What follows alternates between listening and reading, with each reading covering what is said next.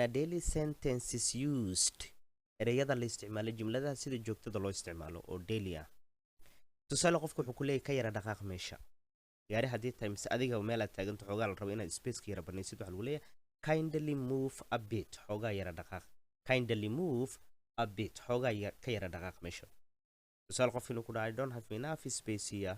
kindly move a bit xoogaa yara dhaqaaq dhulka ayaa nagu yar may I say something now hadda wax ma dhihi karaa may I say something now wax ma dhihi karaa so maybe there is a discussion among you dhexdiina ayaa wada sheekaysanaya wax baad ka hadlayseen fikir ayaad haysa marka waxaa leedahay may I say something now ma dhihi karaa aniga wax I woke up a little late today waxaan soo kacay maanta I woke up a little late today maanta dib ayaan waan hurdadan ku dahay dib ayaan ka soo kacay you used to wake up at 5 or 4 in the morning subaxii waxaad soo kici jirtay midhaa 5 oo 10 ilaa 4 10 saac habeenimo but today you wake up a little late today it means that you wake up at 7 or 6 todobadii subaxnimo mise 6 ayaa soo kacday marka waxaa leedahay I woke up a little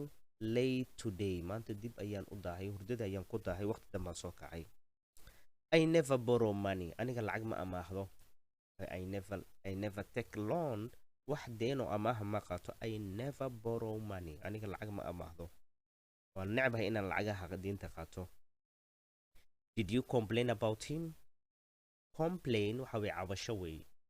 sal qofku wuxuu leeyahay I have a complaint cabashaan leeyahay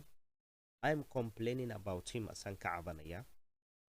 so did you complain about him asagaad cabasho ka tahay did you complain about him cabasho ayaa ka tahay did you